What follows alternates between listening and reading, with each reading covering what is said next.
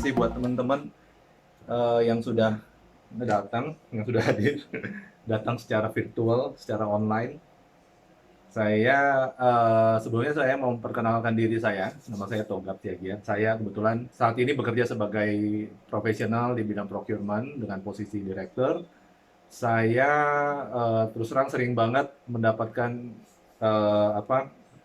permintaan perkenalan via LinkedIn, dan saya pikir ada hal-hal yang kayaknya harus diperbaikin gitu. Jadi saya pengen share apa yang saya dapat, apa yang saya pelajari. Terus terang ini dari berbagai sumber saya coba rangkum dan saya coba pertama aplikasikan di saya sendiri. Buat saya ngerasa bahwa apa yang sudah saya lakukan ini cukup baik ya. Terbukti saya banyak mendapatkan informasi dan banyak mendapatkan permintaan untuk informasi lebih lanjut dari HR atau recruiter atau dari headhunter.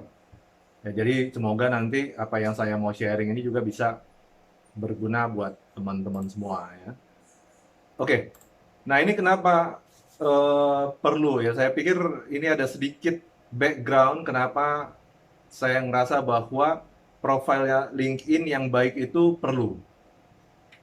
Tentang LinkedIn sendiri, LinkedIn itu udah diluncurkan sejak tahun 2003. Saya juga terus terang baru tahu sih. Tapi ternyata sudah cukup lama LinkedIn itu diluncurkan.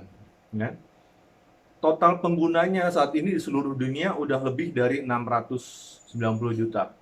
Kalau penduduk dunia ada 7,7 miliar, berarti sekitar 10% penduduk dunia ada di LinkedIn. Jadi jumlahnya banyak sekali. Di Indonesia sendiri, per April 2019 ternyata sudah ada 15 juta pengguna LinkedIn. 15 juta orang pengguna LinkedIn ya di seluruh Indonesia. Jadi jumlahnya banyak sekali yang menggunakan LinkedIn. Artinya apa? LinkedIn adalah media sosial terbesar di dunia yang ada saat ini, lebih besar untuk ini ya, secara penggunaannya untuk profesional. Dia adalah media sosial terbesar untuk pencari kerja, untuk recruiter, dan untuk profesional yang ingin mengembangkan networknya. Jadi, seperti saya cerita tadi, banyak sekali headhunter atau recruiter atau orang HR yang menghubungi saya. Biasanya pertama kali mereka datang ke LinkedIn. Jadi mereka pertama kali masuk ke LinkedIn mencari kandidat yang mungkin sesuai dengan kebutuhan mereka. Jadi awalnya mereka mencarinya di LinkedIn, terus kemudian itu menjadi kayak pintu pertama. Setelah itu mereka akan meminta kita untuk mengirimkan resume atau CV yang lebih lengkap. Jadi, tapi pertama-tama mereka akan mencari di LinkedIn. Kemudian tentunya mungkin mereka akan menggunakan jaringan yang lain atau website yang lain. Tapi banyak yang pertama kali dia datang ke LinkedIn, ya karena biasanya dengan memasukkan keywordnya di search aja mereka sudah bisa mendapatkan beberapa informasi. Oke, jadi ini kenapa LinkedIn perlu, dan profile LinkedIn yang baik itu perlu karena kita mau memastikan bahwa pada saat nanti kita dicari, kita langsung bisa muncul di hasil search dari si recruiter atau headhunter atau orang HR. Tapi di sisi lain, karena jumlah penggunanya juga banyak sekali, tentunya persaingan juga tinggi antara kita dengan pencari kerja yang lain ya, kalau kita mencari kerja. Jadi, kita juga perlu membuat profil kita yang menarik. Oke, yang sesuai dengan apa yang dibutuhkan oleh si HR tersebut. Nah, ini terus terang ini saya ambil dari LinkedIn. Saya nggak akan membahas semuanya, tapi LinkedIn sendiri sudah memberikan informasi. Apa sih yang menjadi anatomi profile LinkedIn yang baik? Ya, itu ada beberapa yang saya mau tunjukkan, itu yang terutama adalah satu, 2, dan 3. Yang terakhir ini untuk cara supaya orang bisa mengkontak tentunya straightforward, silahkan nanti diisi aja ya. Di bagian ini ada gimana supaya kita bisa dikontak. Di sini nanti ada bagian email kita, nomor telepon, atau website ya. Kalau kita punya website, itu perlu dimasukkan di sini. Jadi ini cukup straightforward, saya nggak mau bahas terlalu panjang, saya pikir nggak terlalu susah.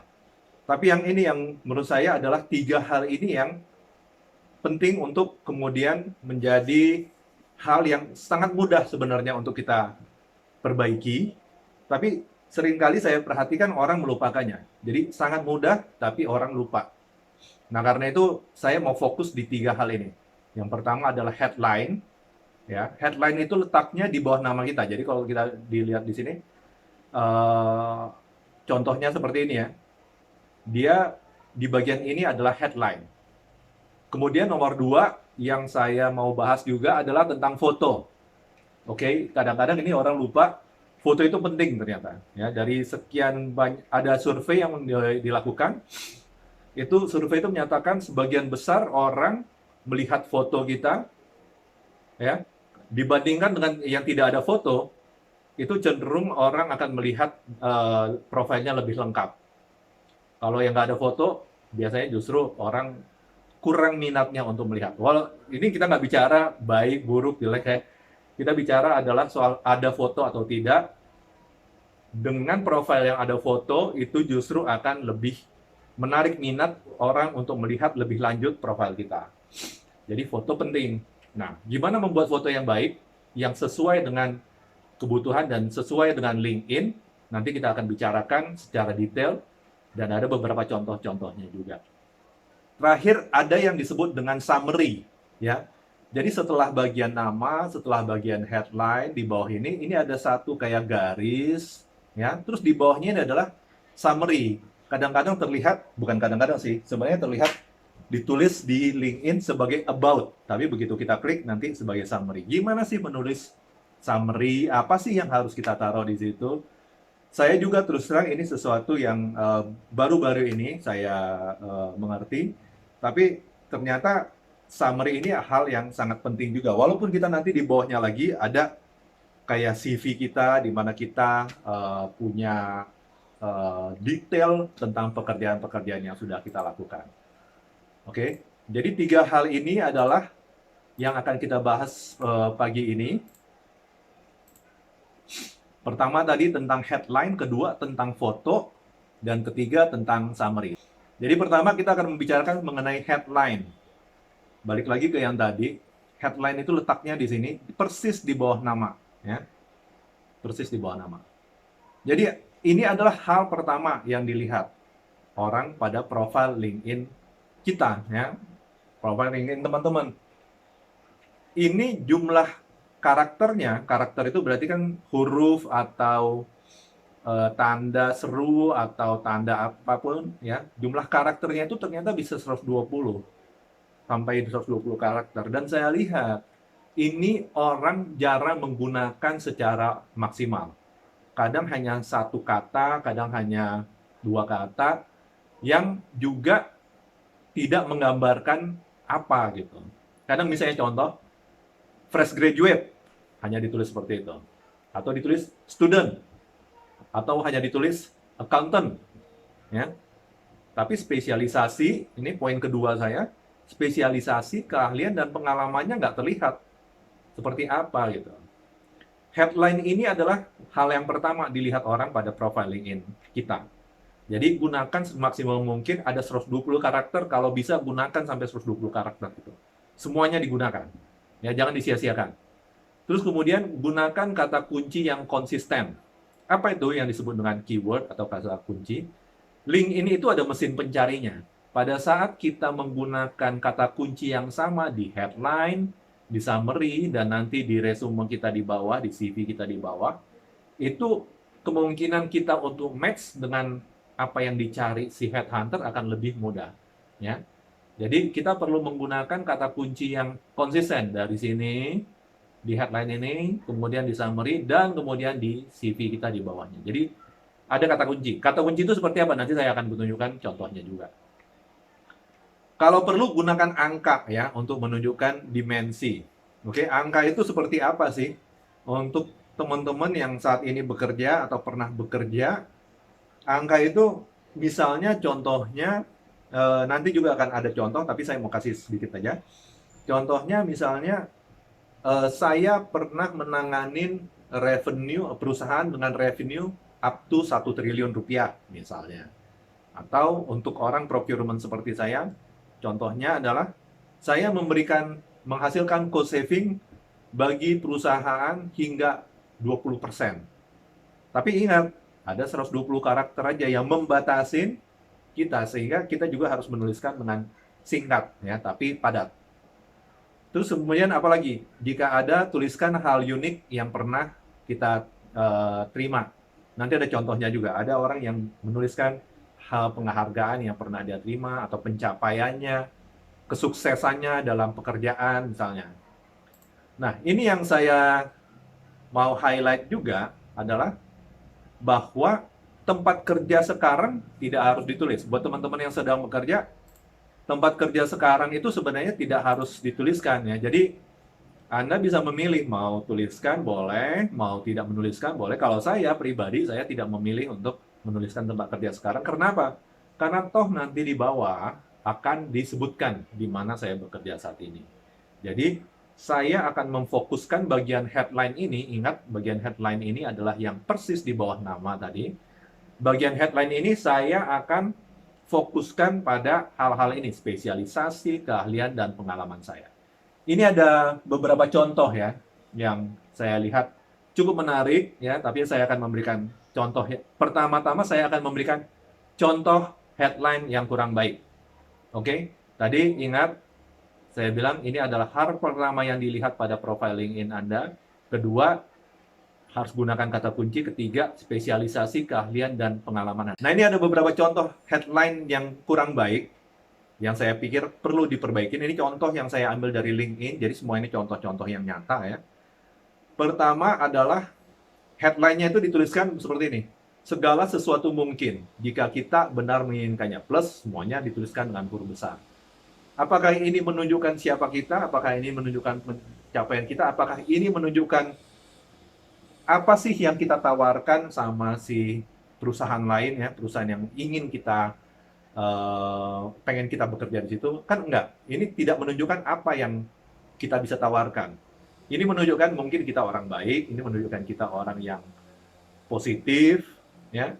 Tapi tidak menunjukkan apa sih yang kita mau berikan pada perusahaan yang mencari kita, ya. Dan tidak ada keyword di sini.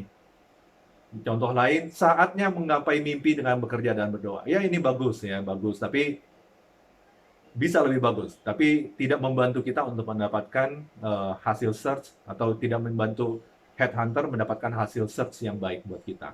Ya, jadi ini perlu diperbaiki. Sukses untuk bersama, berpikir dan berjiwa besar. Sukses harga mati, harus sukses. Alasan takut terhadap orang yang berpikiran, dan seterusnya.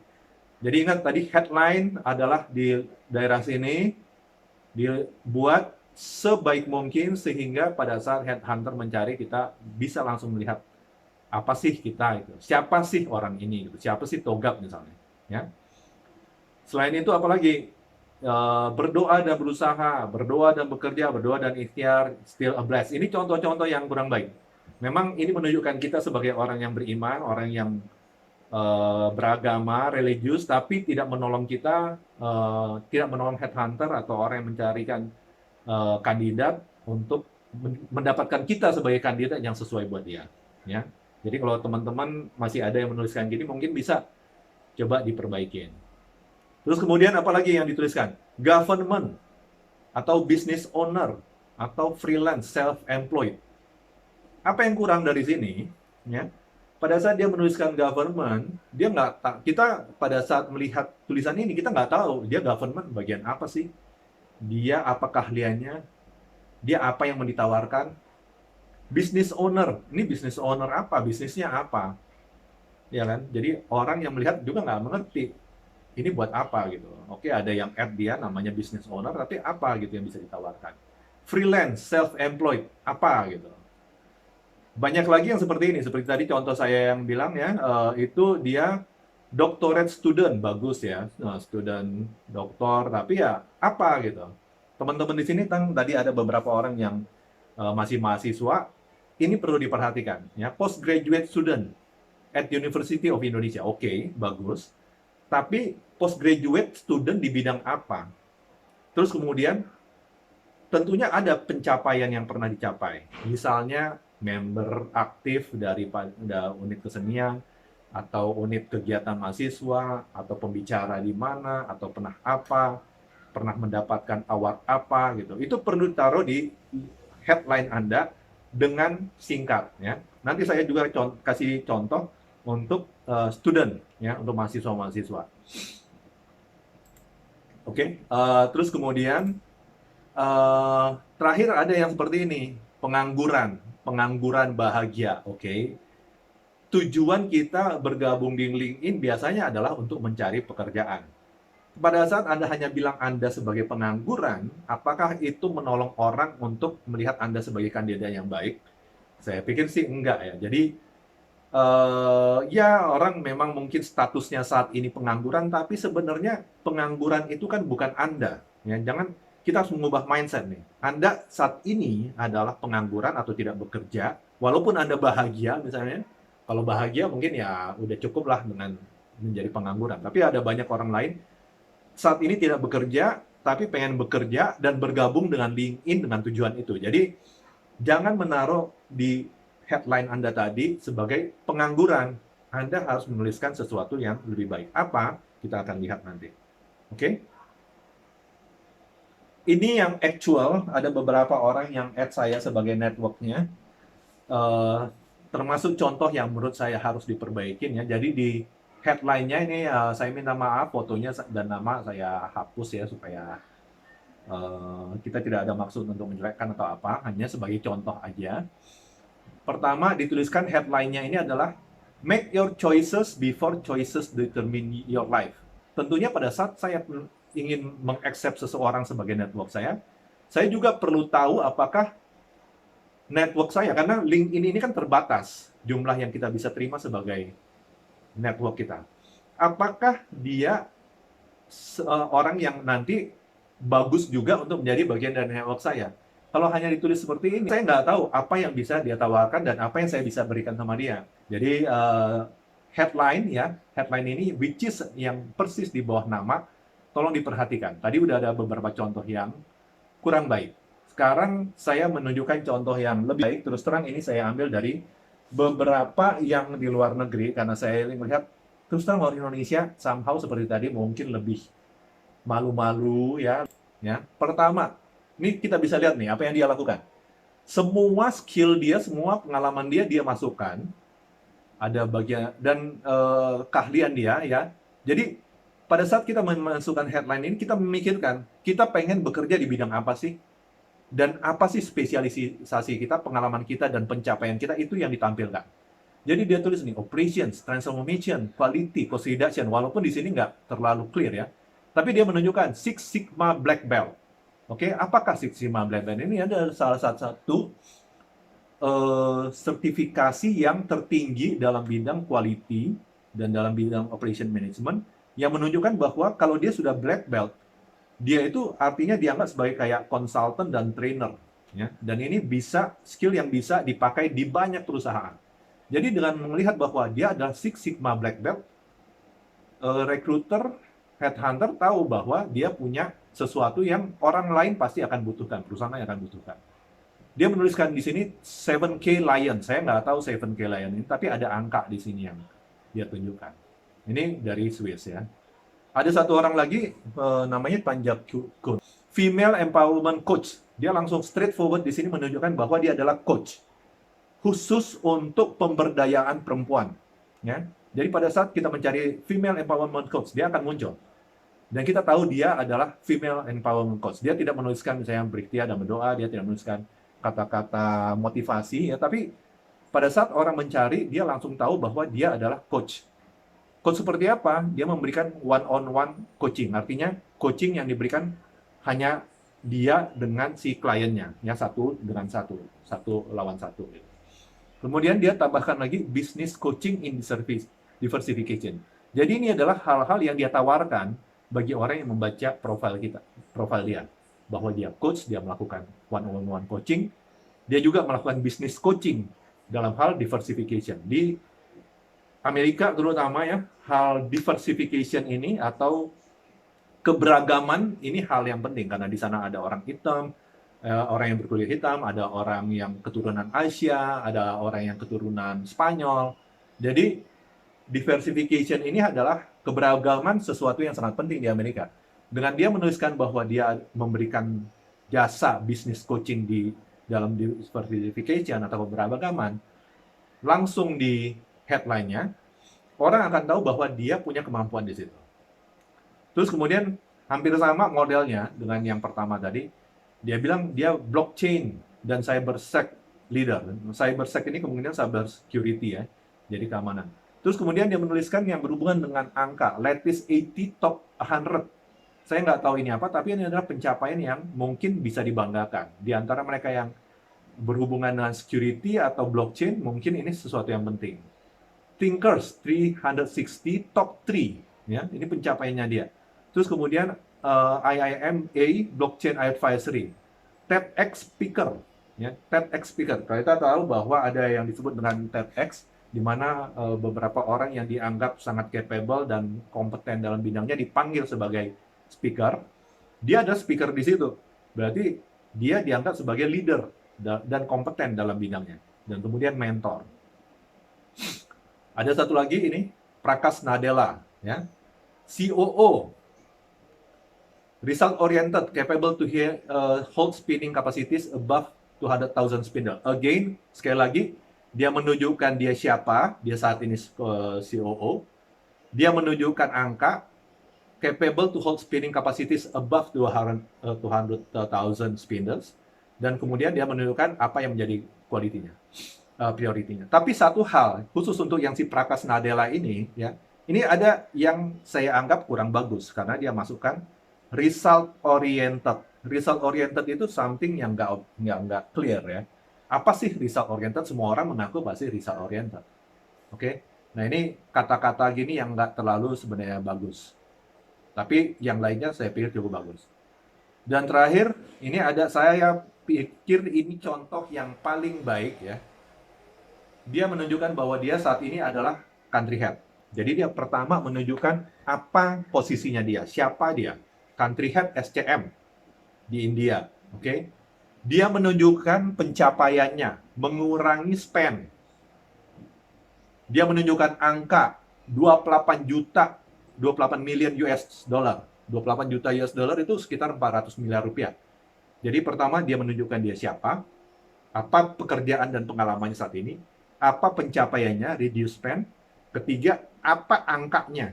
Ya, dengan kita melihat, wow, dia menghasilkan saving atau pengurangan pengeluaran, ya, spend ini pengeluaran senilai 400 miliar, orang punya angka-angka yang bisa melihat dia sebagai lebih objektif dan melihat dia sebagai kandidat yang sangat bagus. Ya. Terakhir, dia tuliskan pencapaiannya, awarded transformation leader ASEAN Thought Leadership Summit. Jadi dia mendapatkan penghargaan sebagai transformation leader dalam satu conference. Ya. Jadi dia tuliskan itu semua. Jadi again, saya balik lagi tadi ke poin-poin saya.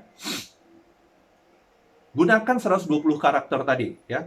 Gunakan maksimal. Tuliskan spesialisasi keahlian dan pengalaman Anda. Gunakan keyword, gunakan angka. Jika ada, tuliskan pencapaian. Saya mau ngulang-ngulang.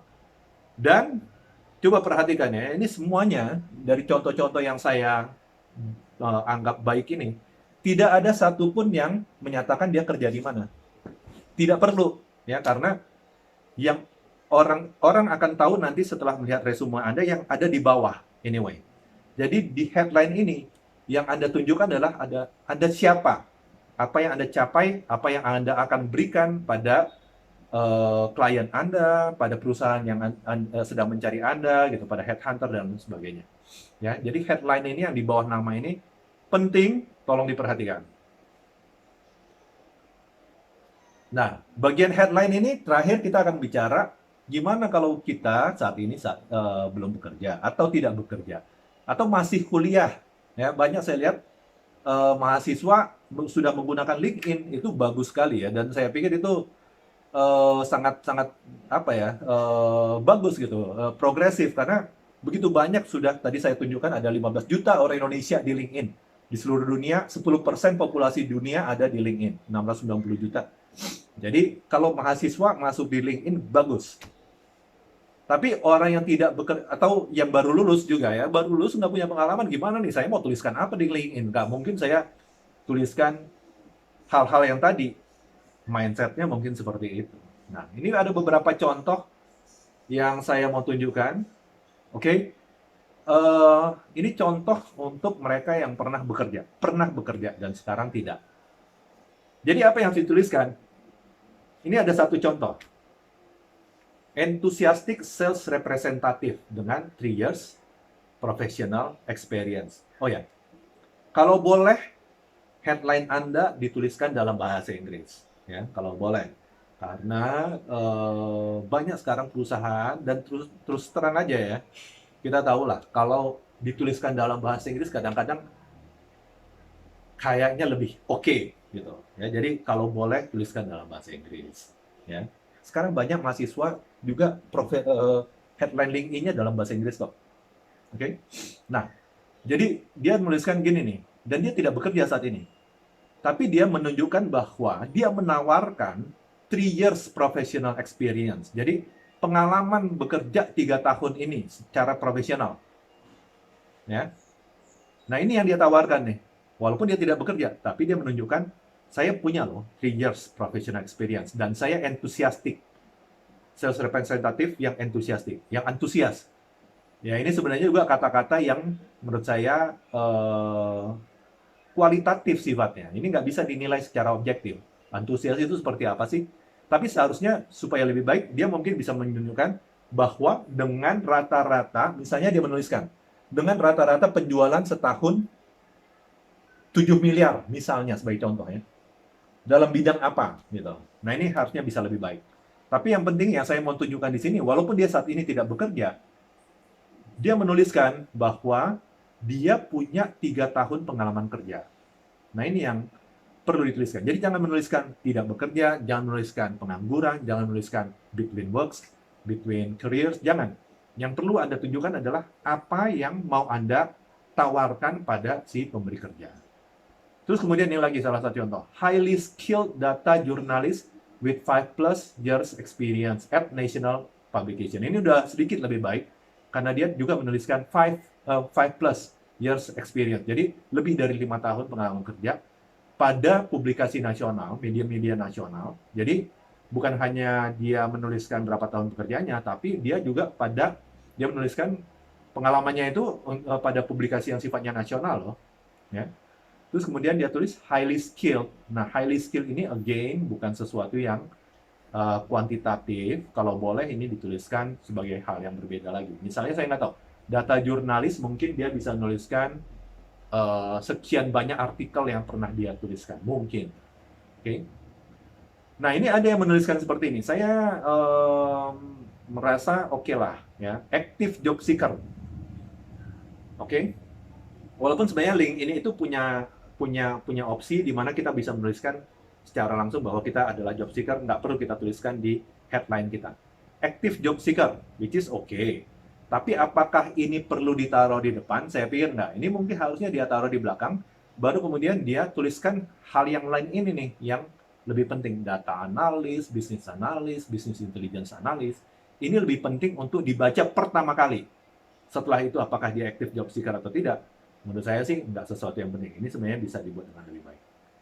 Terus kemudian, nah ini yang seperti ini, Maintenance Control Supervisor at United States Navy and Future Job Seeker. Mungkin dia, kenapa dia tuliskan Future Job Seeker? Karena mungkin dia sudah merencanakan untuk keluar atau dia akan pensiun. Tapi ini lebih baik dari yang sebelumnya karena bagian job seeker ini dia taruh di belakang. Buat headhunter atau recruiter atau orang HR yang paling penting itu adalah yang depan ini kan. Apa sih dia gitu, apa yang ditawarkan. Mungkin dia perlu nuliskan di sini berapa tahun sih total pengalaman bekerjanya dia pernah nanganin apa aja, karena maintenance control ini bisa macam-macam, bisa boiler, bisa kapal, bisa kalau dia di angkatan laut bisa senjata, iya kan, ini bisa macam-macam. Jadi mungkin dia harusnya menuliskan secara spesifik apa sih spesialisasinya dia. Terus kemudian ada yang menuliskan sekarang seperti ini nih. Ini mirip seperti yang di atas ya. Ini mirip seperti yang di atas. Jadi dia memang job seeker, dia mencari kerja. Tapi dia menuliskan itu di bagian paling belakang. Ingat tadi ada 120 karakter di headline ini. Dia menuliskan segala sesuatu yang dia tawarkan di depan, business consulting, business operation, BPO, BPO mungkin business process optimization kali ya. Dan kemudian vendor operation, business analysis, business. Jadi dia menawarkan dirinya, spesialisasinya itu di depan, baru kemudian di belakang dia menuliskan available now. Kenapa dia available now? Mungkin dia memang nggak bekerja saat ini. Oke, tapi itu bukan fokus si pemberi kerja. Fokus si pemberi kerja adalah skill apa yang bisa ditawarkan oleh si pencari kerja ini. Nah, ini yang berhubungan dengan COVID. Oke, dia tuliskan apa? Pre-COVID-19. Sebelum ada COVID-19, dia ngapain sih? Implementation Consultant Zylo. Ya, jadi pekerjaannya sebelum COVID-19 adalah consultant implementation untuk Zylo. Zylo ini mungkin sebuah software, saya terus terang nggak familiar juga. Tapi bagus juga menurut saya ya, dia tuliskan sebagai pre-COVID-19. Terus alasannya dia saat ini mencari kerja ya, karena dia quarantine gitu ya. Jadi dia mungkin tidak bisa bekerja sebagai implementation consultant itu. Oke. Kalau buat saya, apa yang dituliskan sebagai pre-COVID-19 ini, it's good. Karena jadinya, kalau misalnya saya mencari kandidat, saya tahu dia dirumahkan karena COVID-19, bukan karena alasan lain. Which is ya, ada begitu banyak orang yang saat ini mengalami kondisi seperti itu. Jadi ya, wajar aja. Oke, bukan sesuatu yang jelek ya. Nah, ini untuk yang pernah bekerja dan sekarang tidak. Again, ini adalah untuk di headline, tuliskan 120 karakter itu semaksimal mungkin, spesialisasi, pengalaman, pencapaian, award kalau ada, contoh-contohnya, angka-angka yang bisa ini. Ya. Gimana kalau kita masih mahasiswa? Gimana kalau kita baru lulus? Ya. Ini ada yang saya cari dan ketemu dari Indonesia loh, oke? Bagus banget. Ya, menurut saya bagus banget. Apa sih gitu? Dia mahasiswa, dari sini kita tahu. FEB UI, Most Outstanding Student in Entrepreneurship Category 2020. Ya, saya udah minta izin kebetulan untuk menggunakan headline-nya ini. Technopreneur currently building Indonesia. Oke, jadi orang si HR, si headhunter atau recruiter bisa melihat bahwa wow, dia ini punya pencapaian sebagai most outstanding student dalam entrepreneurship category di bidang technopreneur, artinya entrepreneur wira swasta yang berhubungan dengan engineering, dengan teknis, dengan teknologi gitu ya. Hanya di sini kurang clear juga teknologinya dalam hal apa gitu. Mungkin dia perlu menambahkan di sini ya hal seperti itu lebih detail lagi gitu. Apa yang bisa dia tawarkan pada recruiter, karena dia hanya menuliskan currently building Indonesia, saat ini membangun Indonesia. Oke, membangun Indonesia itu seperti apa, itu harus clear ya. Apa sih gitu membangun Indonesia, saya juga nggak ngerti terus terang. Ini ada lagi nih student yang lain ya, third most outstanding student of Indonesia 2019. Saya nggak tahu, ternyata mungkin ada ya pemilihan mahasiswa paling oke di Indonesia ya. Nah, ini dia menuliskan nomor 3, ternyata most outstanding nomor 3. Hebat sekali ya, dari seluruh mahasiswa di Indonesia dia nomor 3. Terus kemudian dia menuliskan YLI Wave 11 by McKinsey & Co. McKinsey ini adalah satu perusahaan konsultan yang lumayan terkenal. Dia menuliskan bahwa dia masuk dalam YLI Wave 11. Oke. Nah, ini juga plus minus ya menurut saya. Di satu sisi dia bagus karena dia menunjukkan pencapaian dia, tapi dia tidak menuliskan misalnya dia jurusan apa, dia tidak menuliskan apa lagi yang dia tawarkan. Oke, terus nah ini student ya, student. Dia menuliskan dia sebagai research analyst. Dia ini adalah mahasiswa dalam bidang manajemen. Dan kemudian dia punya keahlian TMT, ONG, dan CPG. Ini saya nggak tahu apa ini.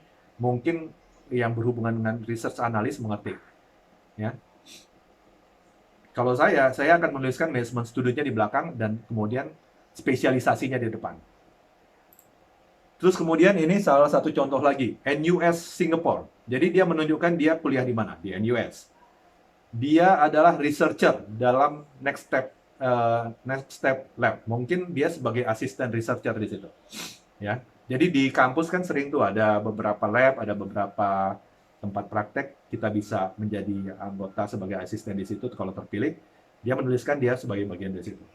Dia tuliskan SRM, IST, ACM, Student Chapter. Jadi dia anggota dari eh, ini, ya, asosiasi ini.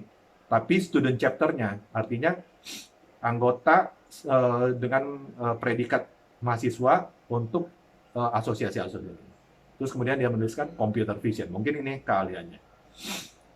Nah, ini ada satu ya. Kalau misalnya hal seperti tadi kita nggak punya, ya. Walaupun terus terang, ya saya harap punya sih. Tapi kalau kita nggak punya nih, ini dia menuliskan dia mahasiswa dengan pengalaman internship. Internship ini magang, ya, selama 1 semester di National Media Brand. Jadi National Media, ya, salah satu media nasional di tempatnya dia, di negaranya dia. Dia punya pengalaman internship selama 1 semester, which is mungkin sekitar hampir 6 bulan. Tapi dia mahasiswa, ya. Mungkin dia perlu menuliskan apa, dia mahasiswa apa. Karena di sini kurang clear. Misalnya jurnalistik, atau dia communication, atau dia data analis, kita nggak tahu, ya. Tapi dengan dia menuliskan dia punya pengalaman internship 1 semester, ini juga cukup menarik kalau orang mencari mahasiswa atau fresh grade. Karena artinya dia at least punya pengalaman magang ini.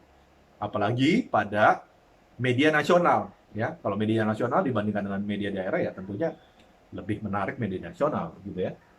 Nah, ini something yang bisa jadi contoh. Terus kemudian, nah ini untuk yang baru lulus, dia tuliskan recent finance graduate. Artinya fresh grade, ya, baru aja lulus dari jurusan finance. Fokusnya apa? Economic dan marketing. Oke? Jadi dia langsung clear, fokus saya di ekonomi, fokus saya di marketing, saya baru saja lulus. Kalau saya, ya, yang saya lihat dia perlu tambahkan adalah di sini dia perlu nambahkan misalnya pengalaman dia. Misalnya dia pernah internship atau dia menulis tesis tentang apa gitu ya. Atau dia menuliskan penelitian tentang apa atau dia punya eh, mata kuliah yang dia suka banget, mungkin dia taruh di situ. Yang dia sangat capable dia taruh di situ gitu. Jadi saya summary lagi, ini bagian terakhir dari mengenai headline ya. Saya summary-kan lagi. Jadi ingat, headline itu letaknya persis di bawah nama. Kita ada 120 karakter. Gunakan semaksimal mungkin. Tuliskan spesialisasi keahlian dan pengalaman Anda. Gunakan keyword, gunakan angka, jika ada penghargaan, dan nama tempat kerja, kalau untuk Anda yang profesional, tidak harus ditulis. Oke? Pertanyaan, bagaimana dengan akun recruiter abal-abal di LinkedIn? Karena saya pernah coba, terus dapat panggilan via email. Waduh, kalau akun abal-abal agak susah ya saya bilangnya ya. Karena kadang-kadang eh, agak susah dibedakan antara akun abal-abal dengan enggak gitu. Yang pasti kalau saya dulu kerja di satu perusahaan manufacturer, kita punya LinkedIn khusus untuk pencari kerja. Jadi dari LinkedIn itu memang sudah ada ininya, fiturnya, ya. Oke, next. Saya share contoh yang saya buat saya ya. Ini kelihatan ya. Jadi saya buat contoh seperti ini. Ini dari saya sendiri. Procurement Director, Consultant, Trainer, dan Speaker. Ini adalah yang saya tawarkan. Terus kemudian tadi saya bilang keyword ya. Extensive Strategic Sourcing Experience. Buat purchasing, procurement. Strategic sourcing ini sesuatu yang penting. Jadi saya tuliskan di sini. Dan kemudian seperti saya bilang tadi, saya tuliskan di summary saya dan di experience saya di bawah. Jadi keywordnya berulang, ya, konsisten dari headline ke summary ke resume pekerjaan. Oke? Nah, next kita membahas foto. Nah, ini nih foto yang kadang-kadang orang tidak pergunakan juga, ya. Kadang ada yang membuat fotonya kosong, masih ada yang saya temukan fotonya kosong. Ada yang fotonya kurang terlihat profesional, mungkin lagi jalan-jalan kemana gitu ya, itu yang ditampilkan. Apakah seperti apa sih gitu? Tapi sebelumnya ini ada hasil survei dari LinkedIn ya, menunjukkan akun LinkedIn yang menggunakan foto profile 14 kali lebih sering dikunjungi. 14 kali loh, itu sering, berarti artinya banyak banget ya, 14 kali itu wow gitu. Buat saya sih 14 kali berarti banyak banget. Jadi silakan gunakan foto. Fotonya seperti apa? Ini ada beberapa tips. Pertama, gunakan foto yang update. Jangan foto 20 tahun lalu saat seperti saya mungkin 20 tahun lalu saya masih lebih kurus ya. Supaya lebih keren ya saya gunakan foto itu ya. Jangan gitu. Nanti karena kalau Anda dipanggil dan kemudian ketemu loh, kok ini beda nih antara foto LinkedIn Anda dengan orangnya, kan itu jadi aneh. Dan gunakan yang mirip ya. Artinya kadang-kadang terus terang kita kan sekarang banyak filter nih di HP smartphone kita gitu. Jadi supaya keren kita gunakan filter-filter, akhirnya lama-lama hasil fotonya dengan aslinya kita nggak mirip. Jadi menurut saya gunakan secukupnya aja deh, ya. Jangan berlebihan. Pastikan foto yang digunakan itu update.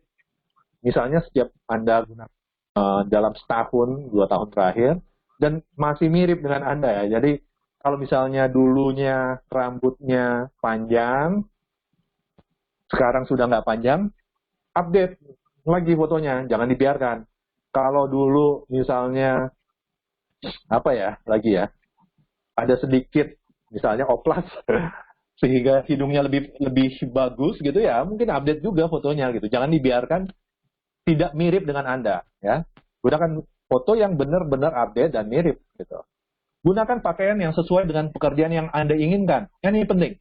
Karena apa? Kadang orang saya lihat ada yang menggunakan kaos gitu ya. Kadang dia menggunakan pakaian kerja work pack. Silahkan aja. Kalau Anda kerja di startup, saya pernah ke kantor salah satu startup, isinya orang muda semua, semuanya pakai kaos, pakai nyantai lah, ya, pakai celana jeans, nyantai. Kalau tujuan Anda bekerja di situ, environment-nya cocok untuk itu, mungkin menggunakan kaos sebagai profile LinkedIn Anda, fine. Tapi kalau Anda kerja di perusahaan yang lebih tradisional, yang di mana orangnya lebih banyak menggunakan kemeja atau jas bahkan atau blazer, gunakan yang sesuai. Di finance misalnya cenderung orang menggunakan jas atau blazer. Ya mungkin profiling Anda disesuaikan juga. Jadi jangan lupa pakaian juga penting. Gunakan yang sesuai dengan pekerjaan yang Anda tuju. Oke? Untuk aman, menurut saya, silahkan gunakan kemeja untuk cowok. Mungkin untuk perempuan ya, terus yang rapi gitu ya. Jangan kaos lah. Nah ini juga nih. Wajah mengisi sekitar 60% dari frame. Ini ada beberapa contoh di sebelah kanan ini. Ya, ini ada yang kecil seperti ini, ada yang gede, ada yang kecil. Ya, wajah itu sebaiknya 60% dari frame. Ya, jadi ini ada 3-4 lah yang cukup baik. Yang 2 ini terlalu kecil nih. Kalau boleh gunakan yang lebih gede lagi. Background fotonya yang netral. Ya, jadi tidak mengganggu. Yang seperti ini backgroundnya bagus nih. Kalau ini masih ada merahnya, tapi backgroundnya itu jangan yang terlalu rame. Karena fokusnya adalah wajah Anda. Ekspresi, kalau boleh tersenyum. Jangan serius, tapi tergantung ya. Kalau misalnya, at the end, sesuaikan dengan tujuan Anda. Sesuaikan dengan pekerjaan yang Anda inginkan. Kalau Anda ingin jadi manajer, mungkin foto serius oke. Tapi foto yang tersenyum sebenarnya lebih disukai orang ya. Dan ada yang nulis hasil penelitian bahwa foto tersenyum dengan gigi terlihat itu lebih menarik. Ya ini kalau kita lihat nih contohnya semuanya giginya terlihat nih. Orang Indonesia kadang-kadang terlalu serius. Oke, foto-foto kita kayaknya perlu agak di permak sedikit supaya lebih hangat gitu, lebih warm, lebih kasual. Ya, tapi tetap profesional. Sebaiknya tidak menggunakan sunglass atau kacamata hitam karena ya itu tadi. Orang dengan sunglass, kacamata hitam, dengan orang tidak menggunakan sunglass, mungkin berbeda penampilannya, berbeda kelihatan. Mungkin Anda kelihatan keren, tapi tujuannya di sini adalah dan membuat orang melihat Anda seperti apa. Resolusinya cukup tinggi, jangan gunakan foto yang resolusinya terlalu rendah sehingga orang nggak bisa melihat lagi gitu ya. Atau blur atau kabur. Kalau bisa gunakan yang resolusinya tinggi dengan cahaya yang pas, jangan terlalu gelap, jangan terlalu terang. Kalau terlalu terang nanti nggak kelihatan semua. Kalau terlalu gelap, apalagi ya itu hilang nanti ya. Dan sebaiknya bukan hasil selfie gitu. Kalau boleh difotoin orang ya. Jadi ini beberapa contoh yang bisa digunakan ya. Saya bilang tadi yang contoh yang baik itu ya mungkin yang seperti ini nih, yang sebelah kanan atas ya. Latar belakangnya nggak terlalu mengganggu, wajahnya sekitar 60% dari frame, atau yang sebelah kiri atas, terus kemudian menggunakan pakaian yang cukup formal, tidak terlalu tidak menggunakan sunglass, ekspresinya cukup baik gitu. Senyum, kelihatan gigi ya, resolusinya cukup baik dan bukan hasil selfie kelihatannya. Oke. Terakhir ya adalah mengenai summary. Oke. Summary itu di bagian mana sih? Tadi saya mau maju dulu nih balik lagi ke anatominya ini ya. Anatomi profile LinkedIn. Summary itu persis di bawah sini. Oke. Dari nama, dari headline sudah ada foto. Di bawah ini adalah summary. Ya. Summary itu kadang-kadang kita berpikir bahwa summary ya berarti singkat dong gitu. Ternyata summary itu bisa untuk LinkedIn ya. Dalam hal LinkedIn itu bisa dituliskan hingga 2000 karakter. 2000 karakter itu cukup banyak gitu. Artinya kalau boleh kita menuliskan semaksimal mungkin. 2000 karakter itu ya again sama seperti tadi headline, maximize lah penggunaan karakter itu gitu. Ya, penggunaan karakter di summary ini dimaximize. Jangan gunakan sedikit aja ya. Apa sih yang harus dituliskan di summary ini? Ini contohnya ya.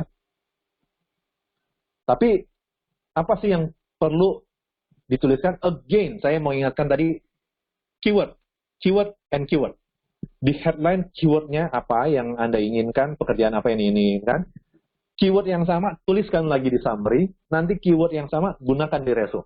Ya, jadi begitu recruiter atau HR atau headhunter mencari dengan keyword itu yang berulang, dia akan mudah menemukan Anda gitu ya. Jadi ingat keyword.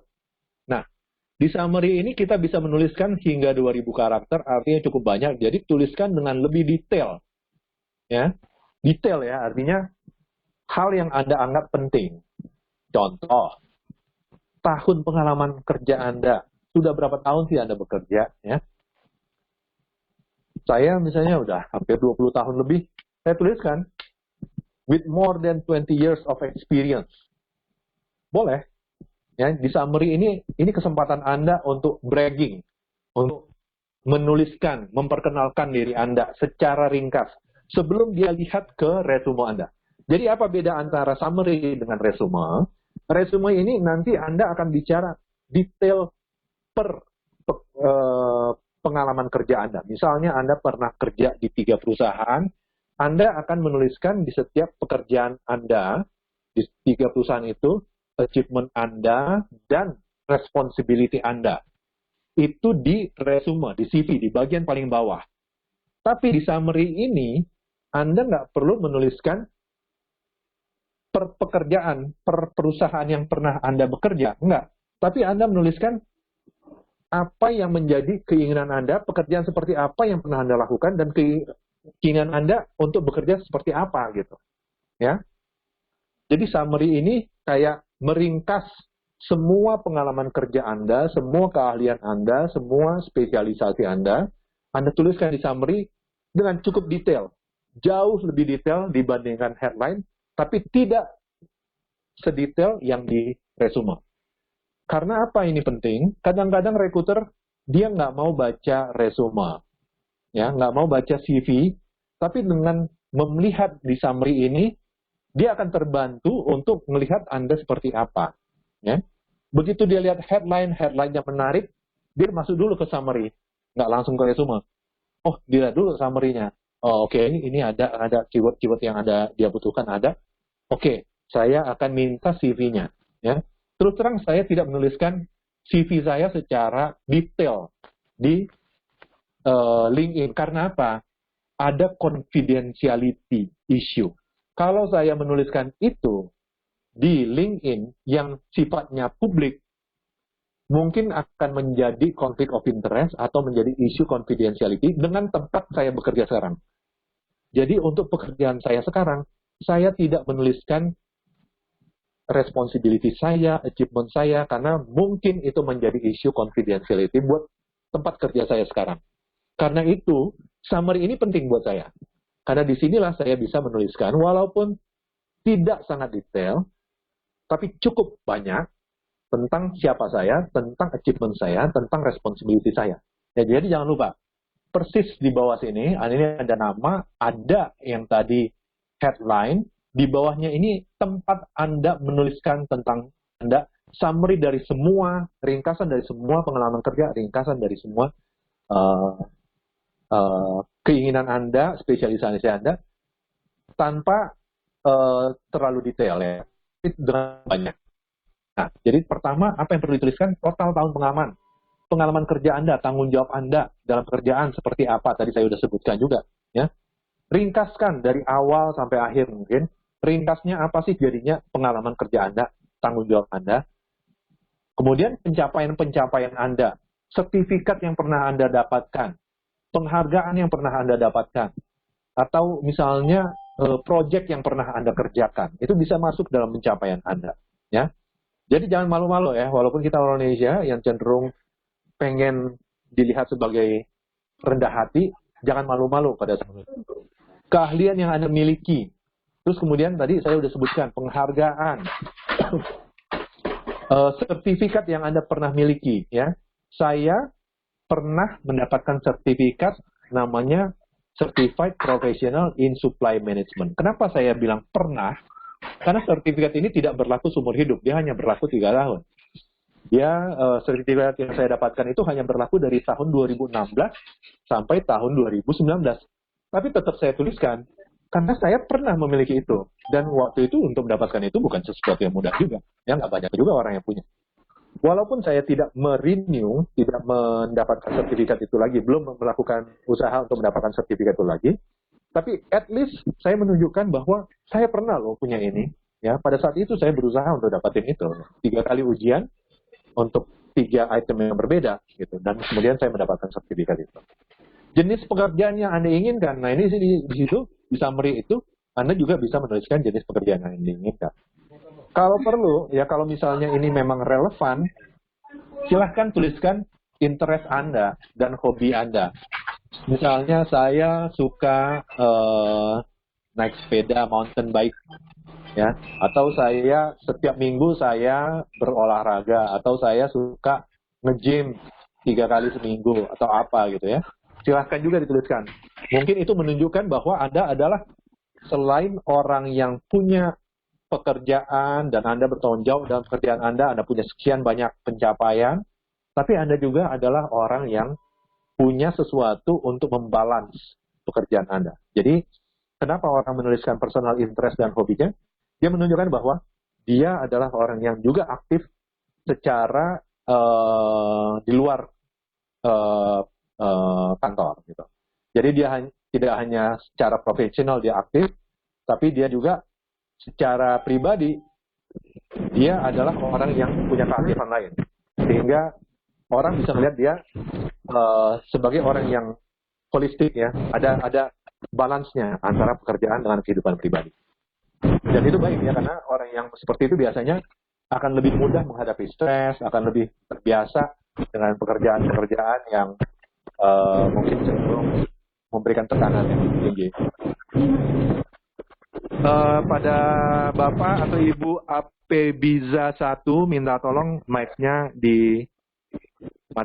Bapak Ibu APB Biza 1, ya, minta tolong mic-nya dimatikan. Oke, kita lanjut. Terakhir yang mengenai summary ini, gunakan bullet point. ya, gunakan bullet point. Kalau contoh yang di sini saya lihat tidak ada bullet point. Tapi kalau boleh, ya, kalau memang perlu, gunakan bullet point. Oke? Saya akan menunjukkan contoh dari punya saya sendiri, ya, supaya bisa dilihat juga, ya. Seperti apa sih yang saya tuliskan? Saya udah bicara soal ini, tapi saya sendiri sebenarnya menuliskan nggak sih, gitu. Jadi, seperti tadi, summary itu terlihat di sini, di bagian about. Di bawah ini ada beberapa feature, ya, hal-hal yang pernah terus terang pernah membagikan training tentang price cost analysis, teknik negosiasi, ini saya tuliskan di sini, dan saya munculkan. Nah, ini summary yang saya buat. Oke. Jadi, pertama saya bicara tentang siapa saya. Result-oriented procurement leader. Oke. Dengan pengalaman kerja lebih dari 20 tahun di perusahaan-perusahaan multinasional besar. Ya, karena kebetulan saya pernah bekerja di beberapa perusahaan nasional. Multinasional, ya, artinya bukan hanya ada di Indonesia. Terus kemudian proven cost saving accomplishment. Ini adalah contoh-contoh achievement saya secara ringkas. Terus kemudian saya menuliskan angka. Track record of managing an organization of more than 100 employees. Jadi, saya pernah menangani departemen dengan anggota, dengan staf saya lebih dari 100 orang. Nah, kemudian apalagi yang saya tuliskan? Achievement saya. Ya. Seperti tadi, achievement itu saya taruh di depan nih. Karena saya adalah procurement, saya fokus di bidang procurement. Pertama, annual spend, ya, pengeluaran lebih dari 1 billion US dollar, ya, atau sekitar 15 triliun. Terus kemudian multinational company, restructured organization, ya. Jadi saya merestruktur organisasi satu perusahaan untuk procurement-nya. Dengan hasilnya apa? Gitu. Terus kemudian improve compliance, melakukan improvement dalam compliance untuk global organisasi yang sifatnya global. Saya mendevelop kategori strategi dan kontrak. Ya, jadi hal-hal ini saya tuliskan sebagai bullet point. Ya, achievement saya, apa sih yang pernah saya lakukan? Termasuk juga improve proses yang menghasilkan compliance untuk Sarbanes-Oxley. Ini satu hal yang penting buat perusahaan Amerika. Dan kemudian apalagi yang saya tuliskan? Apa sih keahlian saya, spesialisasi saya? Ini saya tuliskan dengan banyak nih, ya. Kita nggak perlu malu-malu. Jadi kita tuliskan aja semua apa yang pernah kita lakukan. Inventory, optimization, engineering, excellence, business process improvement, warehouse. Kita tuliskan dengan sebanyak mungkin yang kita ingat. Ya, yang pernah kita lakukan. Tapi ingat semua yang kita tuliskan di sini harus real, berdasarkan fakta, bukan sesuatu yang tidak pernah kita lakukan. Terus apalagi, ya? Saya interest saya apa? Jadi saya tuliskan gini, I am very interested in helping companies to develop its trade sourcing organization and process. Jadi interest saya adalah untuk mendevelop trade sourcing di berbagai perusahaan. Ya, trade sourcing ini adalah satu tools di bidang procurement atau purchasing. Saya sangat melihat ini sebagai sesuatu yang baik. Jadi saya jelas menuliskan di sini interest saya seperti ini. Oke? Dan terakhir saya tuliskan, saya bisa dikontak dengan nomor HP dan email saya seperti apa. Saya tuliskan semua di bagian summary tadi. Ya.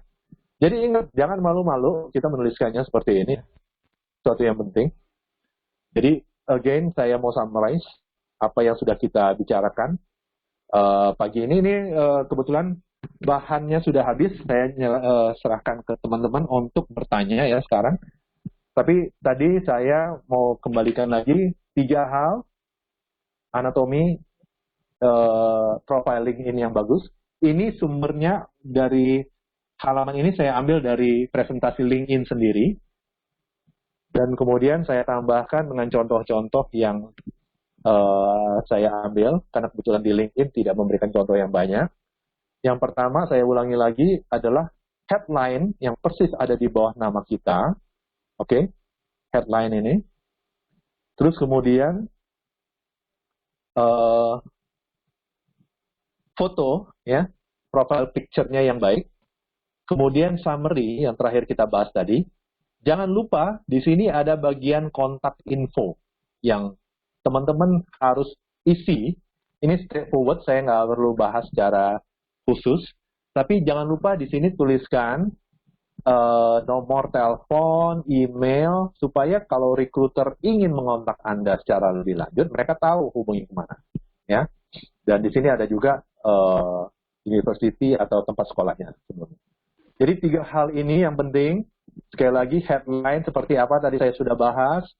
Terus kemudian headline yang perlu diperbaikin seperti apa juga kita sudah bicarakan. Contoh dari headline orang-orang yang meng-add saya sebagai network yang menurut saya perlu diperbaiki seperti apa. Headline yang seperti apa yang lebih baik, ya. Jangan lupa ada spesialisasi, ada pengalaman, ada pencapaian, ada angka. Terus kemudian kalau tidak bekerja seperti apa dituliskan, kalau mahasiswa atau baru lulus atau pelajar seperti apa dituliskan. Terus kemudian foto profil kita juga sudah bahas, seperti apa foto profil yang baik. Dan terakhir kita juga sudah membahas summary yang harus kita tuliskan dalam ininya kita, ya, dalam summary LinkedIn kita. Jadi sekian presentasi saya serahkan ke floor untuk kita bicara dan diskusi tentang LinkedIn ini, ya. Atau mau di luar hal yang tadi kita bahas, silahkan dipertanyakan. Oh ya, ini foto yang saya taruh di profile LinkedIn saya. Kenapa saya taruh foto ini? Ya, saya melihat ini sesuai dengan apa yang saya inginkan untuk pekerjaan saya selanjutnya. Jadi silakan kalau ada pertanyaan bisa langsung by chat atau silahkan by ngomong langsung. Izin bertanya Pak. Bagaimana? Silakan.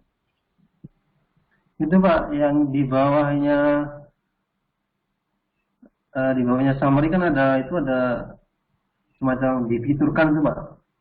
Itu Ada sebaiknya semacam apa yang diisi? Nih fitur di bawahnya summary kan. Nah itu sebaiknya apa yang dipasang di situ, apa yang ditampilkan di situ. Oke. Kalau saya, ya, tadi again selalu kita bicara soal konsistensi, ya. Saya bicara mulai dari headline, dari summary sampai ke resume. Itu kita harus menunjukkan kita konsisten. Jadi segala sesuatunya berhubungan. Saya bicara bahwa saya saat ini sebagai procurement director, tapi selain itu saya juga consultant, trainer, dan speaker. Saya punya pengalaman di study sourcing. Jadi apa yang saya menunjukkan bahwa kalau saya menunjukkan bahwa saya punya kompetensi dan capability dalam hal tersebut. Sehingga saya menuliskan, yang saya tuliskan di sini, yang saya tampilkan di sini adalah beberapa presentasi dan training yang pernah saya berikan. Jadi saya pernah memberikan training mengenai price dan cost analysis, tentang teknik negosiasi. Nah itu saya tampilkan. Apalagi sih yang bisa ditampilkan di sini? Sebenarnya ini saat ini terus terang ini belum saya pergunakan secara optimal juga. Saya ada banyak lagi yang saya bisa tampilkan. Ya, jadi again kita bicara konsistensi dari semuanya itu. Jadi jangan menuliskan di sini. Kita bisa menampilkan foto, tapi jangan menampilkan foto liburan di sini. Itu nggak penting. Ya, kecuali kita mau jadi tour guide, ya mungkin itu bagus. Tapi kalau kita mau menjadi profesional, apakah connect antara liburan dengan profesi yang kita tuju? Belum tentu gitu ya. Nah, di sini jadi kita bisa menampilkan, misalnya kita dapat sertifikat, tampilkan di sini. Kita punya artikel yang berhubungan dengan pekerjaan yang kita tuju. Jangan misalnya kita pengen menjadi brand manager atau yang ngurus satu merek tertentu, tapi kita pernah menulis artikel tentang cara menjadi orang tua yang baik. Ya, itu sesuatu yang benar, ya, sesuatu yang bagus. Tapi apakah itu mendukung pekerjaan yang kita tuju? Belum tentu ya, kecuali misalnya merek brand yang kita mau inginkan kita jual adalah brand untuk anak-anak, ya mungkin cocok, tapi kalau nggak cocok ya sebaiknya jangan. Terus kemudian apa sih yang pernah kita pernah kita posting di LinkedIn, yang pernah kita tuliskan di LinkedIn, ini nanti akan muncul sendiri. Terutama kalau misalnya misalnya ya, sebagai contoh, saya menampilkan diri saya sebagai leader, ya, sebagai manajer yang punya pengalaman. Oke? Dan kemudian saya pernah menulis di LinkedIn tentang mindset, ya. Itu kan masih berhubungan menjadi leader dan mindset. Saya bisa tampilkan di sini posting saya yang dulu lama itu, ya. Nah, makanya ini saya bilang tadi saya belum menggunakan ini secara optimum. Sekarang nggak muncul lagi dia. Tapi karena posting sudah lama lagi, lama banget. Tapi posting lama kita yang kita anggap penting untuk mendukung image kita sebagai seorang leader, sebagai manajer, atau sebagai kandidat yang bagus, itu bisa kita tampilkan di sini.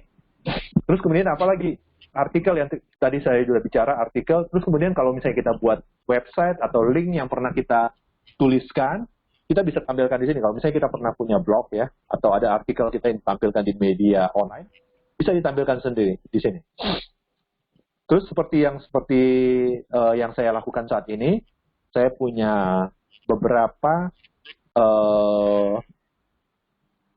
presentasi yang saya pernah lakukan. Ini saya tampilkan di sini. Ini semua sebenarnya saya taruh di slide share ya. Jadi ada banyak hal yang, dan orang yang datang ke LinkedIn profile saya bisa melihat dan kemudian menonton atau membaca presentasi saya ini. Ya.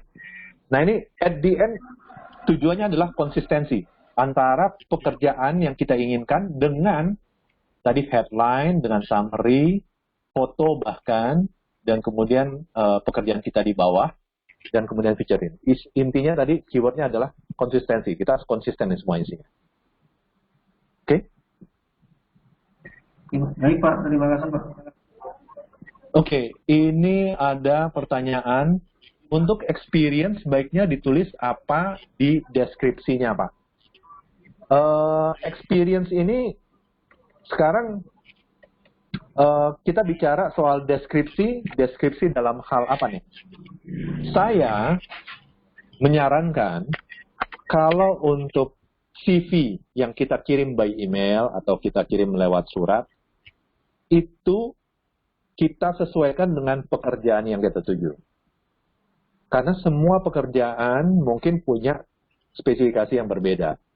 Jadi kalau kita masih bisa, saya untuk CV yang kita kirim by email atau lewat surat, itu kita keyword-keywordnya, kata-kata kunci dalam itu, kita sesuaikan dengan informasi lowongan, iklan lowongan yang kita baca. Ya. Tapi untuk LinkedIn, seperti saya bilang tadi, untuk pekerjaan saya sekarang, saya tidak akan menampilkan secara detail karena kemungkinan confidentiality atau conflict of interest. Tapi untuk yang lalu, saya akan menuliskan pekerjaan saya secara general seperti apa. Ya. Jadi pada experience itu ya, saya menuliskan dua hal. Oke, dalam experience saya menuliskan dua hal. Pertama, achievement, apa yang sudah saya capai dalam pekerjaan tersebut. Kemudian kedua, tanggung jawab, responsibility saya dalam pekerjaan tersebut apa sih? Sebagai contoh, procurement manager di manufacturer belum tentu sama dengan procurement manager di oil and gas. Procurement manager di perusahaan A bisa jadi responsibility-nya berbeda dengan procurement manager di perusahaan B. Jadi, saya akan menuliskan itu. Ya. Jadi, again, ada 3 poin. Yang pertama adalah untuk CV atau resume yang akan saya kirim by email atau by surat, saya akan sesuaikan dengan info lowongan. Ya, karena di info lowongan itu kan pasti akan dituliskan responsibility-nya apa, skill yang dibutuhkan apa. Jadi saya akan perhatikan itu, saya lihat keyword-keywordnya, saya sesuaikan di CV yang akan saya kirim ke perusahaan tertentu. Tapi untuk yang di LinkedIn, di mana semuanya general, saya akan fokus 2 hal. Pertama adalah achievement, apa yang saya sudah capai. Kedua, saya akan tuliskan tanggung jawab atau responsibility saya. Oke, semoga bisa menjawab Pak Bu Mega Yohana. Kemudian pertanyaan kedua dari Bu Mega, saya adalah seorang fresh grade, baru bekerja 2 tahun. Oke, bagaimana saran Bapak untuk meng-highlight transferable skill pada LinkedIn CV jika saya ingin mengganti jenis pekerjaan atau industri? Pertama, kalau mengganti jenis pekerjaan, mungkin tidak banyak transferable skill, ya. Saya nggak tahu nih, ini Ibu Mega ini, dia bekerja sebagai apa saat ini dan ingin mengganti sebagai apa. Tapi saya kasih contoh ya, ini kalau saya di procurement itu beberapa orang saya itu misalnya ada yang dari legal, dia sebelumnya lawyer. Terus kemudian dia masuk ke procurement. Bisa aja, karena ada transferable skill-nya. Sama-sama di situ akan membahas masalah kontrak, sama-sama membahas masalah compliance, jadi ada transferable skill-nya. Jadi, dia bisa dibilang bahwa dia, dengan pengalaman dia sebagai lawyer, corporate lawyer, di mana dia menangani hubungan antara kita dengan supplier, hubungan antara kita dengan buyer, dia bisa membawa ini ke pekerjaan baru atau industri baru. Kalau di industri baru tentu sangat mudah ya, di industri yang lain. Karena selama industri tersebut tetap membutuhkan skill corporate lawyer yang berhubungan dengan supplier dan buyer, itu bisa dimunculkan. Ya, jadi tinggal tuliskan aja. Balik lagi sekarang ke tujuan kita apa. Kembali selalu ingat dari situ. Tujuan kita apa sih? Kita mau pekerjaan seperti apa atau kita mau bekerja di industri apa? Ya. Jadi pertama-tama itu dulu yang perlu kita tahu. Kemudian boleh nggak pertanyaannya kita menuliskan secara spesifik bahwa saya pengen bekerja di bidang apa sih? Atau saya pengen bekerja di industri apa sih? Boleh banget. Boleh banget. Ya. Jadi silahkan dituliskan either di headline atau di summary. Ya. Saya ingin bekerja di bidang apa? I would like to join companies in manufacturing, in oil and gas industry, atau mining. Silahkan dituliskan seperti itu. Tidak ada yang larang. Ya. Terus kemudian, bicara soal tadi transferable skill, kita harus identify, mungkin bicara dengan orang-orang yang sudah bekerja di industri atau di bidang itu ya. Apa sih yang kalian lakukan? Kalau saya punya istilahnya ijazah atau lulusan jurusan ini, apa sih yang saya bisa berikan pada kalian atau pengalaman ini? Saya hanya 2 tahun kerja loh. Terpakai nggak di pekerjaan Anda gitu ya. Jadi coba cari orang yang punya pengalaman di bidang itu yang bisa menolong Anda untuk mengidentifikasi skill-skill yang bisa ditransfer dari pekerjaan Anda sekarang atau industri Anda sekarang ke pekerjaan baru atau industri yang Anda butuhkan. Saya mau kasih contoh ya. Saya seperti tadi saya bekerja di bidang untuk perusahaan yang bergerak di bidang developer property. Oke, procurement developer property. Saya pernah hire seorang anak buah staff dengan pendidikan yang sangat nggak mirip, yaitu kalau nggak salah konseling. Oke, dari konseling jadi purchasing di bidang property developer. Kok bisa ya? Nah, ada apa nih di antara konseling dengan property developer purchasing ini yang akhirnya membuat saya memutuskan bahwa dia staff yang layak untuk kita hire. Ternyata setelah dia lulus, dia punya pekerjaan di bidang purchasing. Ya tentunya itu satu sudah pasti transferable. Terus kemudian purchasing-nya apa? Ya berhubungan dengan hal-hal yang kebetulan memang kita butuhkan. Ada yang disebut dengan indirect spend. Oh ini pengalaman yang bisa saya pakai. Dan setelah itu kita panggil untuk interview, dan pada saat interview juga dia bisa menampilkan dirinya dengan sangat baik.